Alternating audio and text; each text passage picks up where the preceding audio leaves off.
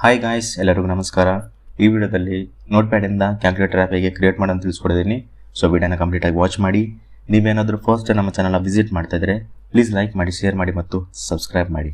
ಹೊಸದ ವಿಡಿಯೋ ಮೊದಲಿಗೆ ನಾನು ನೋಟ್ಪ್ಯಾಡ್ ಓಪನ್ ಮಾಡ್ತೀನಿ. ಓಕೆ, ದೊಡ್ಡದು ಮಾಡೋಣ. ನಾನು ಇಲ್ಲಿ ಆಲ್ರೆಡಿ ಕಾಪಿ ಮಾಡಿದ್ದೆ, ಸೊ ಪೇಸ್ಟ್ ಮಾಡ್ತಾ ಇದ್ದೀನಿ ಡೈರೆಕ್ಟ್. ನೀವೇನು ಮಾಡಬೇಕಂದ್ರೆ ನಾನು ಆ್ಯಸ್ ಇಟ್ ಈಸ್ ಏನಿದೆ ಅಲ್ವಾ ಇದನ್ನೇ ಕಾಪಿ ಪೇಸ್ಟ್ ಮಾಡಬೇಕು ನಿಮ್ಮ ನೋಟ್ಪ್ಯಾಡಲ್ಲಿ. ಫಸ್ಟಿಗೆ ಎಕೋ ಆಫ್ ಅಂತ ಬರೀಬೇಕು, ಕೋಲನ್ 1 2 3 4 ಅಂತ ಬರೀಬೇಕು, ಎಕೋ ಕ್ಯಾಲ್ಕುಲೇಟರ್ ಅಂತ ಕೊಡಬೇಕು, ಎಕೋ ಡಾಟ್ ಅಂತ ಕೊಡಬೇಕು, ಮತ್ತು ಇಲ್ಲಿ ಸೆಟ್/p expression equal to enter numbers to calculate ಮತ್ತು ಕೋಲನ್ ಕೊಡಬೇಕು, set/ans equal to percentage expression percentage ಕೊಡಬೇಕು, ಮತ್ತು echo equal to %ans percentage, ಆಮೇಲೆ ಪಾಸ್ cls ಗೋ ಟು 1 2 3 4 ಮಾಡಬೇಕು. ಓಕೆ, ನಾನು ಸ್ಕ್ರೀನ್ಶಾಟ್ ಅಥವಾ ವಿಡಿಯೋನ ಪಾಸ್ ಮಾಡಿ ನೀವು ಇದನ್ನು ಟೈಪ್ ಮಾಡ್ಬೋದು. ಟೈಪ್ ಆದಮೇಲೆ ಸೇವ್ ಮಾಡಬೇಕು.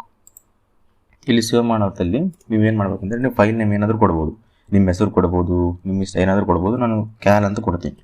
ಕ್ಯಾಲ್ ಅಂತ ಕೊಟ್ಟು .bat ಅಂತ ಸೇವ್ ಮಾಡಬೇಕು ನೀವು. ಓಕೆ, ನಾನು ಬರೀ ಫೈಲ್ ನೇಮ್ ಕೊಟ್ಟು ಹಂಗೆ ಸೇವ್ ಮಾಡ್ಕೋಬೇಡ್ರಿ, ವರ್ಕ್ ಆಗಲ್ಲ. .bat ಅಂತ ಕೊಟ್ಟು ಸೇವ್ ಮಾಡಬೇಕು. ಈ ಫೈಲ್ ಸೇವ್ ಆಯಿತು. ಇವಾಗ ನಾನು ಡೌನ್ಲೋಡ್ಸಲ್ಲಿ ಸೇವ್ ಆಗಿದೆ, ಡೌನ್ಲೋಡ್ಸ್ಗೆ ಹೋಗ್ತೀನಿ. ನೋಡಿ, ಇಲ್ಲಿ ಸೇವ್ ಆಗಿದೆ ಕ್ಯಾಲ್ ಅಂತ. ಇದನ್ನು ಡಬಲ್ ಟ್ಯಾಪ್ ಮಾಡಿ. ಡಬಲ್ ಟ್ಯಾಪ್ ಆದಮೇಲೆ ನೋಡ್ತಿರ್ಬೋದು ಕ್ಯಾಲ್ಕುಲೇಟರ್ ಅಂತ ಬಂತು. ಎಂಟರ್ ನಂಬರ್ಸ್ ಟು ಕ್ಯಾಲ್ಕುಲೇಟ್ ಅಂತಿದೆ. ಇಲ್ಲಿ ನಂಬರ್ಸ್ ಎಂಟರ್ ಮಾಡಬೇಕು. ನಾನು 12 + 12 ಅಂತ ಹೊಡಿತೀನಿ. ಎಂಟರ್ 24 ಅಂತ. ಮತ್ತು ಯಾವುದೋ ಒಂದು ಎಂಟರ್ ಯಾವುದಾನ ಒಂದು ಕೀ ಒತ್ತಿದ್ರೆ ಮತ್ತೆ ಫಸ್ಟಿಂದ ಎಂಟರ್ ನಂಬರ್ ಟು ಕ್ಯಾಲ್ಕುಲೇಟ್ ಅಂತ ಬರ್ತದೆ. ಇವಾಗ 45 + 65 ಮತ್ತು -12 ಮತ್ತು -98 + 114 ಅಂತ ಕೊಡ್ತೀನಿ. ಮತ್ತು ಇಂಟು ಸ್ಟಾರ್ ಮಾರ್ಕ್ ಇರುತ್ತಲ್ಲ ಅದನ್ನು ಒತ್ತಿದ್ರೆ ಇಂಟು ಅಂತ, ಇಂಟು 74 ಅಂತ ಕೊಟ್ಟು ಎಂಟರ್ ಹೊಡಿತೀನಿ. ಸೊ ನಾನು ಇಲ್ಲಿ ನೋಡ್ತಿರ್ಬೋದು 8436 ಇದು ಆನ್ಸರ್. ಮತ್ತು ಪ್ರೆಸ್ ಯಾವುದೋ ಒಂದು ರ್ಯಾಂಡಮ್ ಕೀ ಗೊತ್ತಿದ್ರೆ ಮತ್ತೆ ಫಸ್ಟಿಂದ ಸ್ಟಾರ್ಟ್ ಆಗುತ್ತೆ.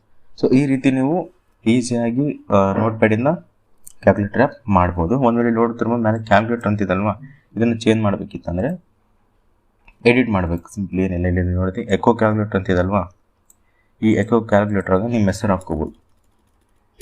ಇಲ್ಲಿ ನಾನು ರಿಕ್ ಕನ್ನಡ ಅಂತ ಹಾಕ್ತೀನಿ.